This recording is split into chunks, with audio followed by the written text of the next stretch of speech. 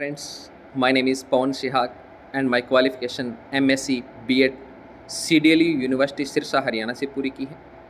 इतिहास में रुचि होने के कारण मैंने बैचलर ऑफ आर्ट की डिग्री भी की। डिग्री करने के बाद मैंने यूपीएससी, स्टेट पीएससी और एसएससी की प्रिपरेशन करना स्टार्ट किया। इस दौरान मैंने देखा कि किस तरह से एसएससी में क्वेश्चन आते हैं, किस तरह से यूपीएससी में क्वेश्चन पूछे जाते हैं और किस तरह के क्वेश्चन स्टेट पीएससी में पूछे जाते हैं। इसी अनुभव के सहारे मैंने ऑफलाइन कोचिंग क्लासेस में पढ़ाना स्टार्ट किया, जहाँ का अनुभव मेरा 4 साल का रहा।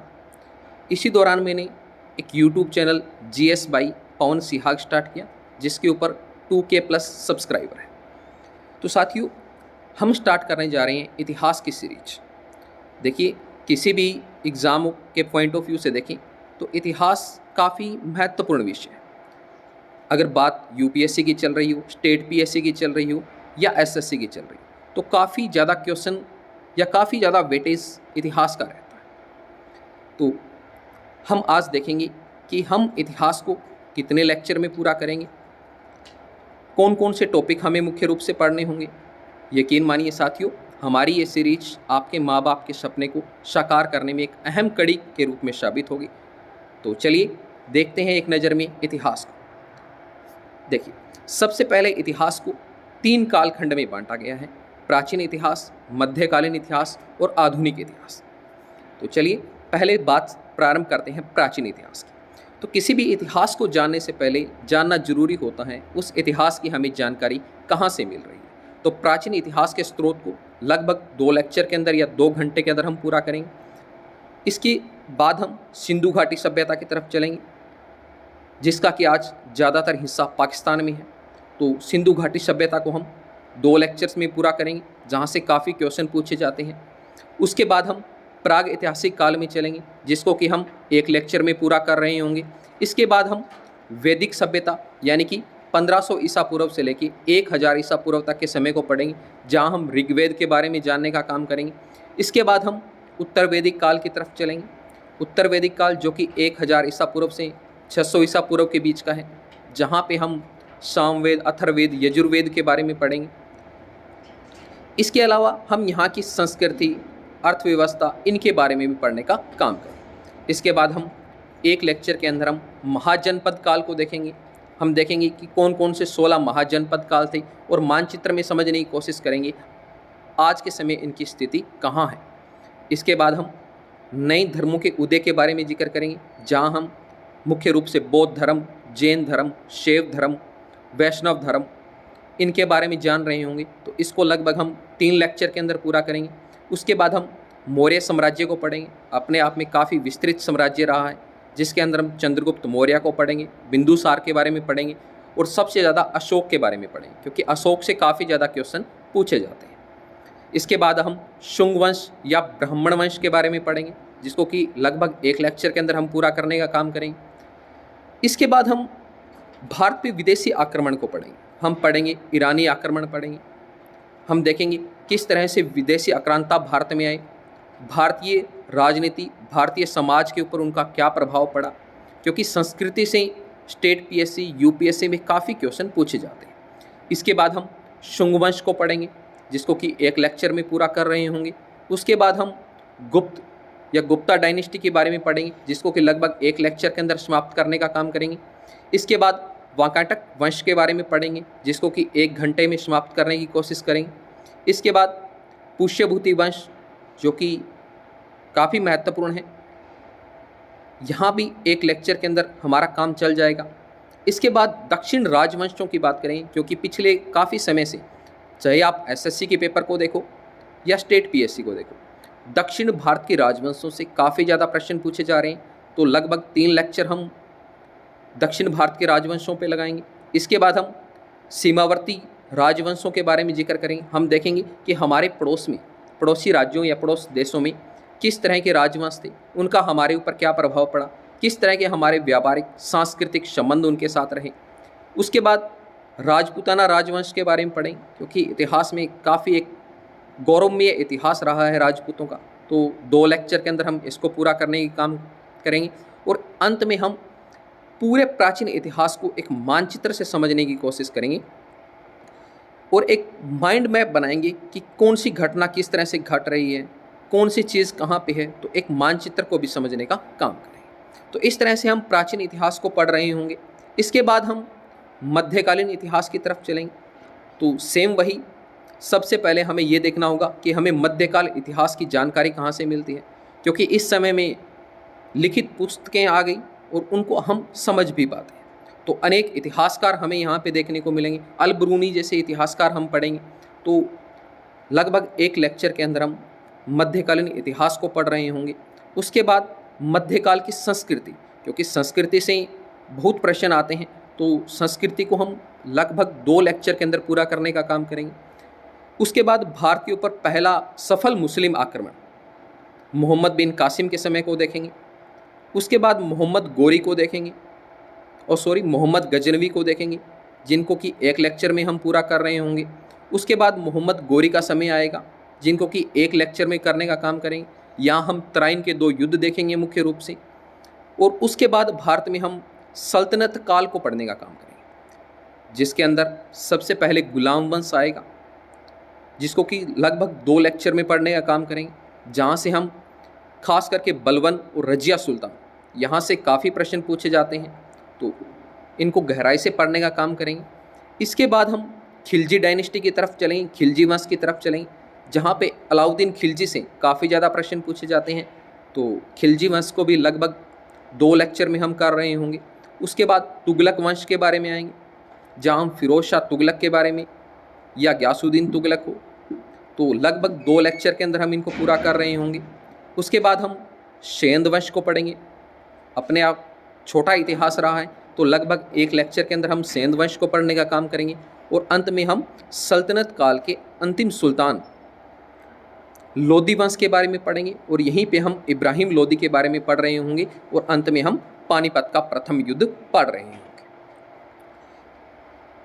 इसके अलावा जो सबसे ज़्यादा प्रश्न सल्तनत काल से पूछे जाते हैं, वो पूछे जाते हैं सल्तनत कालीन शासन व्यवस्था, यानी कि सल्तनत काल में किस तरह की शासन व्यवस्था रही, किस तरह की संस्कृति यहाँ पे पनपी, किस तरह के भवनों का निर्माण किया गया।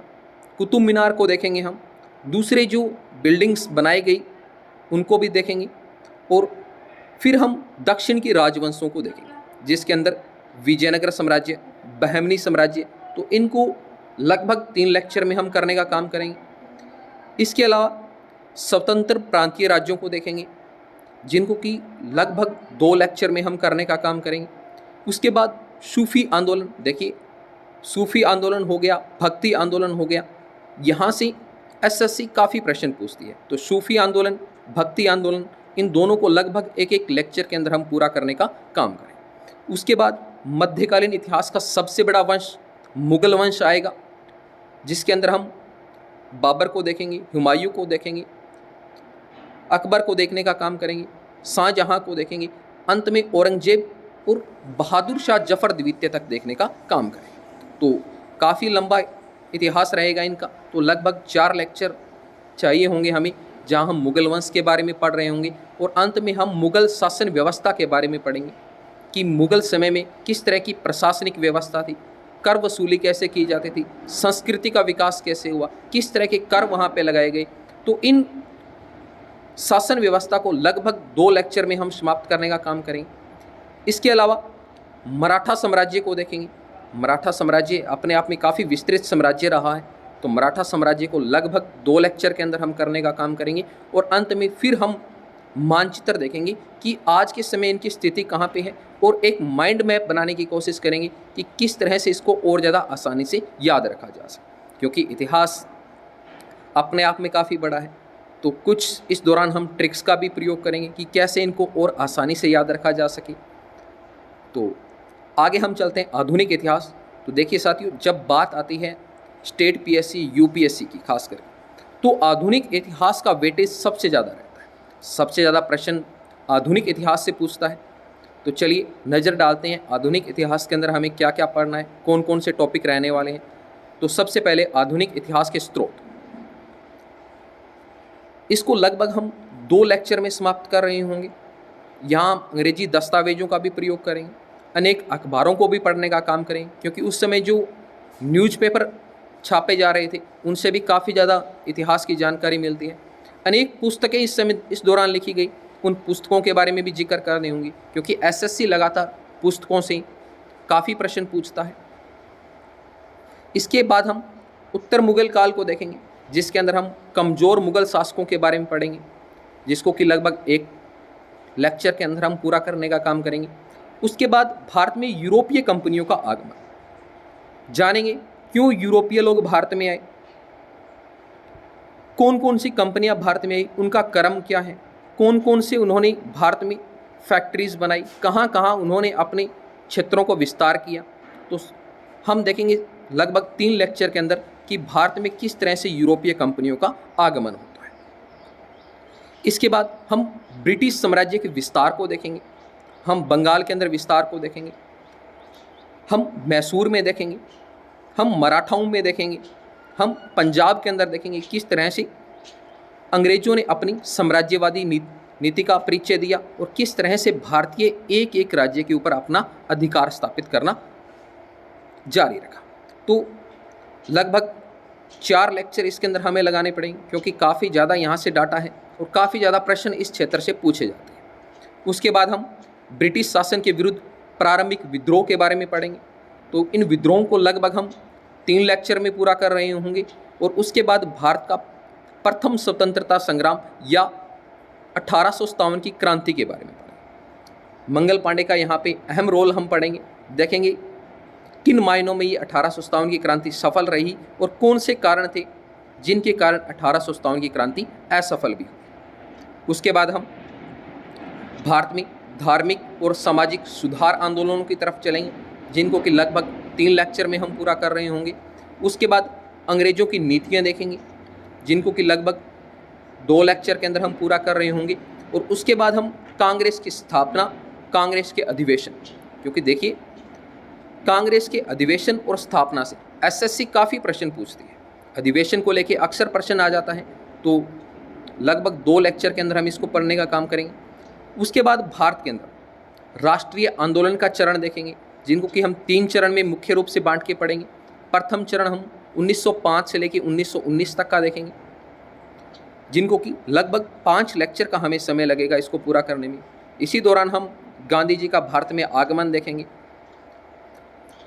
बंगाल विभाजन के बारे में देखेंगे और सांप्रदायिक निर्वाचन जो पद्धति शुरू की अंग्रेजों ने भारत में, उसके बारे में भी जिक्र करेंगे। उसके बाद हम दूसरे चरण में हम भारत के 1919 से लेकर 1939 तक राष्ट्रीयवादी युग के बारे में जिक्र करेंगे, जिसको कि लगभग 5 लेक्चर के अंदर हम पूर्ण कर रहे होंगे।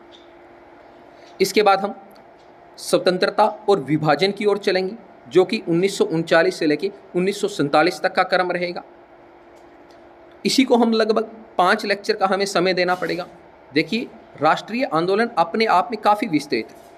अगर आप यूपीएससी के पॉइंट ऑफ व्यू से देखें, स्टेट पीएससी के पॉइंट ऑफ व्यू से देखें या एसएससी की नज़र से देखें, इस पोर्शन से काफ़ी ज़्यादा क्वेश्चन पूछे जाते हैं। तो इसीलिए इसको थोड़ा समय देना पड़ेगा। लगभग 15 लेक्चर का हम समय यहाँ पे लगाएंगे, एक एक चीज़ को बारीकी से समझने की कोशिश करेंगे। उसके बाद 1857 के बाद प्रशासनिक परिवर्तन जो अंग्रेजों द्वारा किए गए, उनके बारे में देखेंगे। तो इसको भी लगभग 2 लेक्चर में हम पूरा कर रहे होंगे। इसके अलावा ब्रिटिश शासन का भारतीय अर्थव्यवस्था पे क्या प्रभाव पड़ा, तो इसको लगभग 1 लेक्चर में हम पूरा करने का काम करेंगे। हम देखेंगे किस तरह से ड्रेन ऑफ वेल्थ किया गया अंग्रेजों के द्वारा, भारतीय सारे धन को चूज कर किस तरह से यूरोप के अंदर ट्रांसफ़र कर दिया गया, तो 1 लेक्चर के अंदर हम पढ़ने का काम करेंगे। इसके अलावा भारत में प्रेस की स्वतंत्रता के बारे में जिक्र करेंगे, जिसके अंदर हम भारत में अक्सर एग्जाम में आता है कि भारत का पहला समाचार पत्र कौन सा था, इनके बारे में भी पढ़ेंगे। लगभग 2 लेक्चर का हमें समय लगेगा। अंग्रेज़ों की नीतियाँ भी देखेंगे, किस तरह से अंग्रेज़ों ने प्रेस के ऊपर प्रतिबंध लगाने का काम किया। इसके बाद ब्रिटिश शासन के कुछ पहलुओं को देखेंगे, तो इन पहलुओं के अंदर कुछ दिलचस्प बातें भी रहेगी, कुछ प्रीवियस ईयर से जुड़े हुए क्वेश्चन भी रहेंगे। तो लगभग 3 लेक्चर के अंदर हम इनको पूरा कर रहे होंगे। इसके अलावा भारतीय रियासतों को 2 भागों में पढ़ेंगे। 1857 के बाद उन रियासतों का क्या हुआ, इसके बाद किसान आंदोलन की तरफ हम रुख करेंगे। भारत में अंग्रेज़ों के विरुद्ध काफ़ी ज़्यादा किसान आंदोलन देखने को मिले, क्योंकि अंग्रेज़ों की जो नीतियाँ रही वो हर वर्ग के विरुद्ध रही, चाहे वो किसान रहा, चाहे वो व्यापारी रहा, हर वर्ग के विरुद्ध उनकी नीतियाँ रही। तो हम किसान आंदोलन को भी समझने की कोशिश करेंगे और लगभग 2 क्लासेस के अंदर हम इसको पूरा कर रहे होंगे। इसके बाद राष्ट्रवादी विदेशी नीतियों के विकास के ऊपर जिक्र करेंगे कि किस तरह से विश्व में होने वाली क्रांतियों से भारत के ऊपर प्रभाव पड़ा, भारत के अंदर क्रांति को और ज़्यादा उकसाया गया और भारतीय जो स्वतंत्रता सेनानी थे उनके लिए किस तरह से प्रेरणा का इन्होंने काम किया। तो इसको 2 लेक्चर में हम पढ़ने का काम करेंगे। उसके बाद भारत के गवर्नर जनरल, वायसराय के बारे में पढ़ेंगे, क्योंकि एसएससी की बात करें तो एसएससी भारतीय गवर्नर जनरल और वायसराय से काफ़ी ज़्यादा प्रश्न पूछता है। इसके बाद आज़ादी से 1964 तक का काल है, उसको भी पढ़ेंगे कि किस तरह से 1964 तक का काल रहा। इसके बाद हम भारत के महापुरुषों के ऊपर नज़र डालेंगे। हम देखेंगे किन किन महापुरुष ने किस तरह का योगदान दिया, उन छुपे हुए पहलुओं को भी जानने का प्रयास करेंगे जिन्होंने भारत की आज़ाद करवाने में एक अहम कड़ी के रूप में काम किया। और अंत में हम मानचित्र करेंगे जिसके अंदर हम एक एक स्थिति को मानचित्र में समझने की कोशिश करेंगे और एक माइंड मैप बनाने की कोशिश करेंगे कि पूरे आधुनिक इतिहास की घटना किस क्रम में घट रही है। तो इस तरह से हम अपने आधुनिक इतिहास को पूरा कर रहे होंगे। तो लगभग 100 घंटे या मैं कहूँ 100 लेक्चर की हमें आवश्यकता पड़ेगी हमारे इतिहास को अच्छी तरह से समझने के लिए।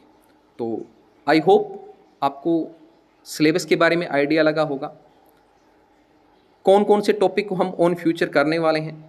तो आज के लिए इतना ही। Thank you.